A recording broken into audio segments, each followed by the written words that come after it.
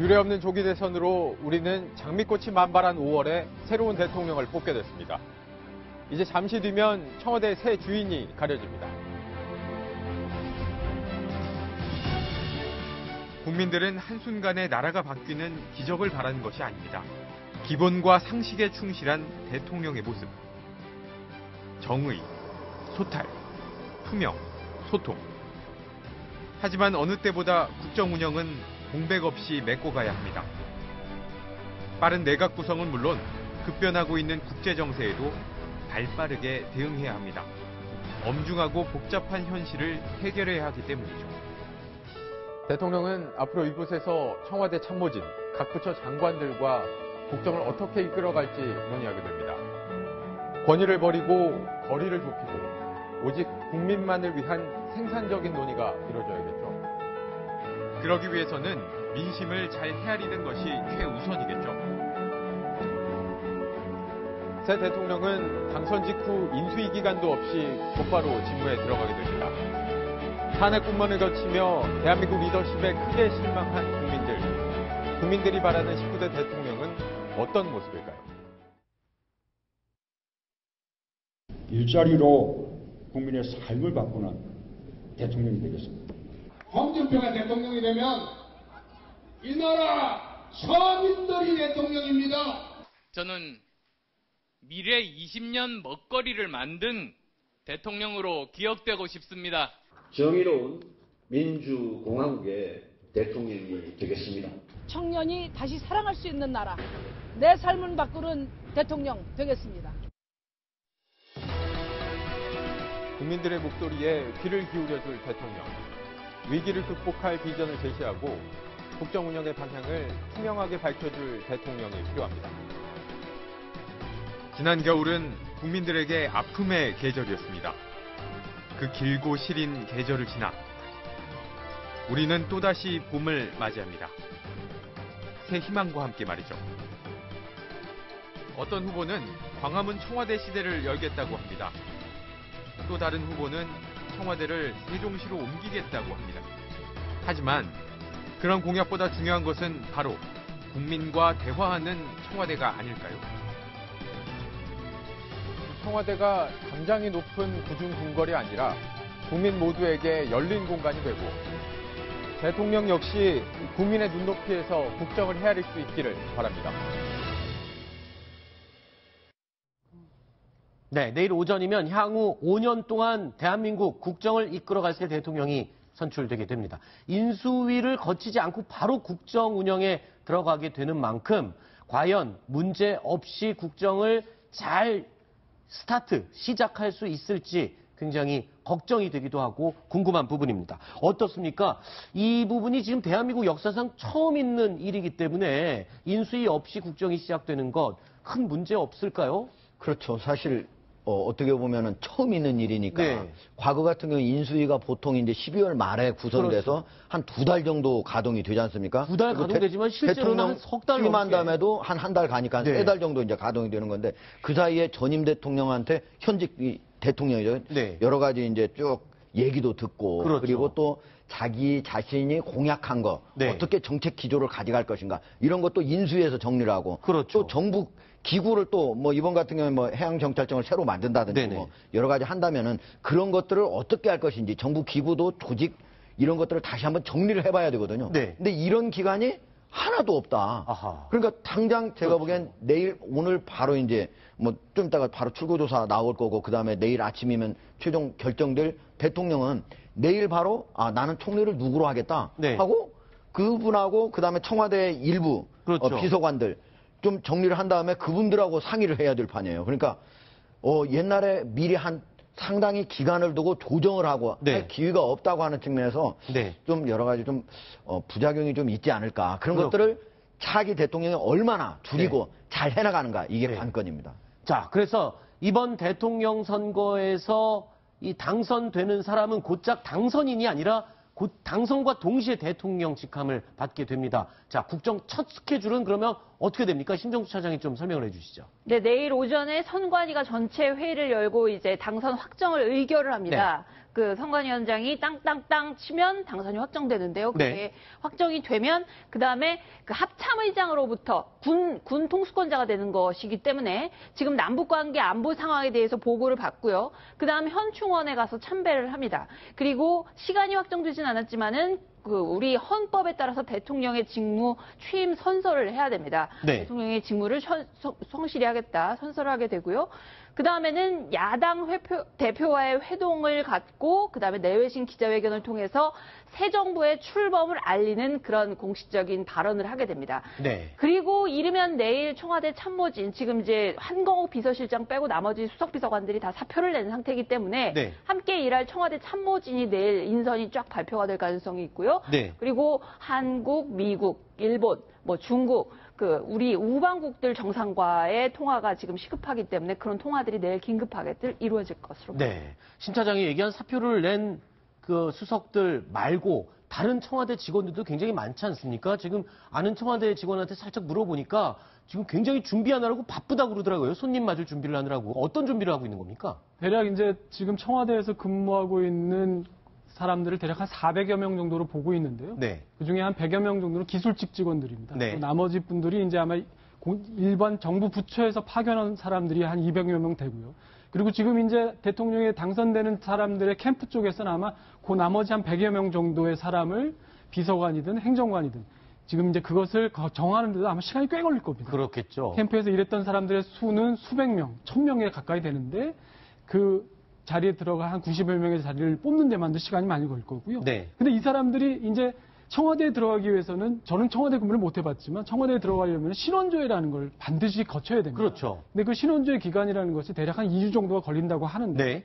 그동안에 그렇다면 기존에 있었던 그 청와대 직원들과 그 행정관들, 비서관들과 새로 온 청와대 그 신원조회를 기다려야 하는 사람들이 서로 인수인계를 해야 되지만 인수인계라는 게 이게 2주간 걸릴 건 아니거든요. 그렇죠. 그렇기 때문에 어떻게 보면 약간 불편할 수도 있는 그런 상황이 전개될 수도 있겠다. 그렇게 네. 생각이 듭니다. 일단은 국정이 곧장 시작이 되려면 국정 운영을 총괄할 수 있는 사람들이 빨리 갖추어져야 되겠죠. 제일 먼저 빨리 선정돼야 될 사람이 총리일 겁니다. 자, 총리 인선과 관련해서 각 후보들 미리 생각을 한 내용들이 있을 것 같은데요. 문재인 후보부터 먼저 얘기를 좀 해주시겠어요? 그렇습니다. 문재인 후보 측은 문재인 후보가 직접 또 얘기했지만 네. 비영남 출신의 총리를 하겠다 이렇게 네. 얘기를 했고 이미 2명의 후보를 정해놓고 마지막으로 확정만 남았다는 것이 지금까지 알려진 사실입니다. 네. 지금 나오고 있는 인물들이 대부분 다 영남 분들은 아니고요. 네. 특히 이제 안희정 지사 정도만 빼놓고는 대부분 다 호남 분들입니다. 네네. 그래서 이분들 중에서 혹시 이제 이게 지금 당 안팎, 캠프 안팎에서 그냥 거론이 되는 것이지 네네. 이분 중에 누군가가 될 것이라고 확신하면서 말씀을 드릴 건 어렵습니다. 네. 또 홍준표 후보 같은 경우는 어떤 인물을 지금 총리 후보로 하마평에 올리고 있습니까? 네, 홍준표 차장 얘기해 주시죠. 후보는 본인이 밝힌 대로 충청 출신 1명, 영남 출신 1명을 전반기, 후반기로 나눠서 기용을 하겠다고 했잖아요. 그래서 네.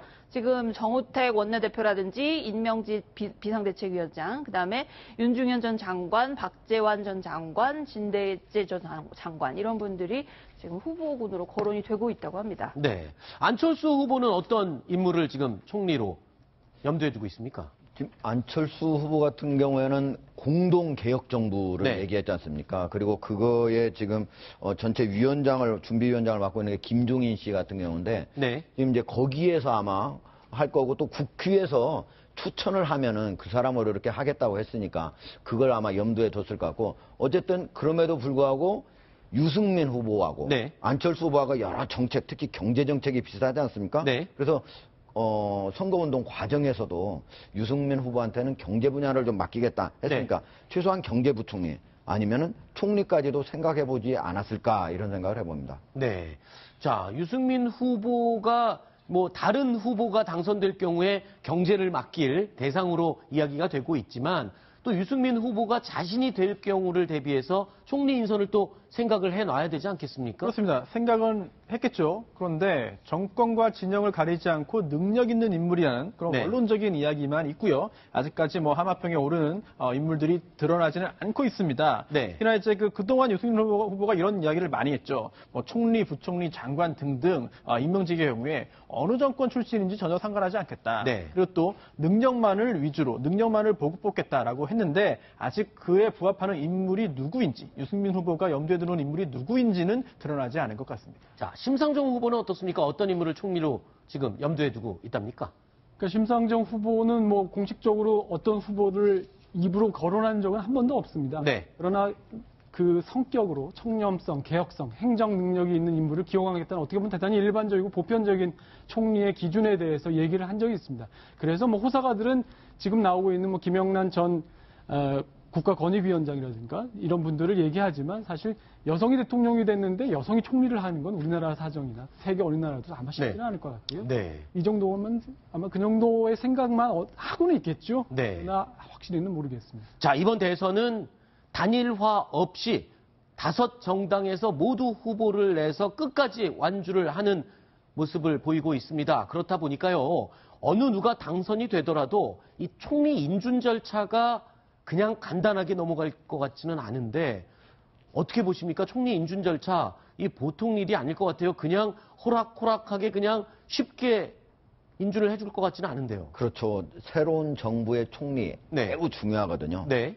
뭐 개혁성, 참신성, 뭐 능력 여러 가지를 봐야 되는 건데 그동안에 사실은 총리 인준 절차가 그렇게 호락호락하지 않았습니다. 특히 김대중 정부의 때 그때 김종필 그 총리를 이제 임명했는데 계속적으로 인준을 안 해줘가지고 네. 무려 서리만 6개월 정도 했죠. 175일 동안 네. 인준하는데 175일이 걸렸는데 다른 분들도 지금 보면은 한 달 이상씩 이렇게 걸리지 않았습니까? 이번 그렇죠. 같은 경우에 특히 지금 정당 5개 정당에서 지금 더불어민주당이 가장 많은 119석을 갖고 있지만 네. 그럼에도 불구하고 총리 인준을 하려면 과반수가 넘어요. 151, 지금 299명이니까 150석이 돼야 되지 않습니까? 그러면 네네.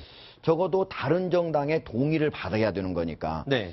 만약에 국민의당 거기에 40석이 있으니까 그런다면은 거기에 협의를 할 수 있다면 할 수 있겠지만은 그것만 가지고보다는 적어도 이번에 첫 번째 총리는 자유한국당까지도 같이 좀 동의를 하고 찬성을 하는 그런 통합형 네. 그런 새로운 인물로 하는 게 아무래도 다음 대통령, 차기 대통령이 그런 걸 염두에 두지 않을까. 네. 그런다면 좀 상당히 시간이 좀 걸리지 않을까 이런 네. 생각을 해봅니다. 사실 인수위도 없이 곧장 국정을 시작해야 되는 차기 대통령, 총리 인준 절차도 그냥 간단한 문제가 아닙니다. 여러 가지 넘어야 될 산이 그리고 장애물이 산적해 있는 상황이어서 자, 누가 당선되더라도 굉장히 큰 어려움이 코앞에 닥쳐 있는 그런 모양새입니다. 자, 그리고 이 총리 임명 과정 동안요, 장관 등 국무위원 임명 이런 것들까지 다 남아있는 문제 아닙니까? 이게 지금 말을 꺼내놓으니까 점점 한두 가지 문제가 남아있는 게 아니군요. 그렇습니다. 이제 장관 등의 국무위원 같은 경우에는요, 대통령이 마음대로 임명할 수가 없습니다. 그렇죠. 예, 놀라운 일이지만 잘 모르시는 분들 많이 계실 겁니다. 이게 헌법 87조에 보면은요, 이런 조항이 있는데요. 이제 국무위원은 국무총리의 제청으로 대통령이 임명한다. 네. 즉 예전에 그 고건 국무총리도 이제 제청을 하지 않아서 논란이 있었는데요. 국무총리가 제청하지 않으면 대통령이 임명할 수가 없습니다. 네. 즉 국무총리가 먼저 이제 취임한 다음에 국무총리가 그 다음에 제청을 하거나 아니면 대통령은 바뀌었지만 지금 현재 국무총리는 황교안 국무총리가 계속 남아 있어서 제청까지 해주고 그 다음에 새 정부의 국무위원이 임명되도록 할 것인지 여부도 지켜봐야 될 것 같은데요. 지금 황교안 국무총리 입장에서는 뭐 바로 떠날 것인지 아니면은 다음 정권의 국무위원 임명을 위한 제청까지 할 것인지 여부를 두고 고민을 하고 있다고 하니까요.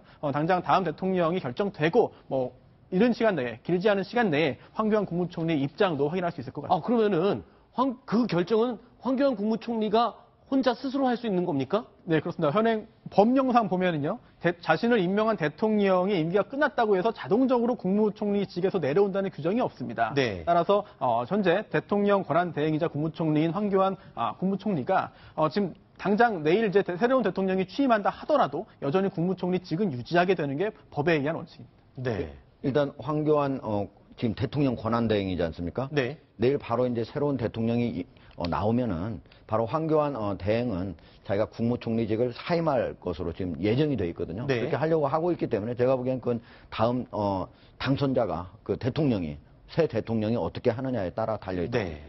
총리가 유일호 네. 부총리가 총리직을 대행을 할 수가 있습니다. 아, 그렇군요. 그렇기 때문에 그 황교안 총리 같은 경우는 박근혜 정부의 거의 상징과 같은 인물이라서 네.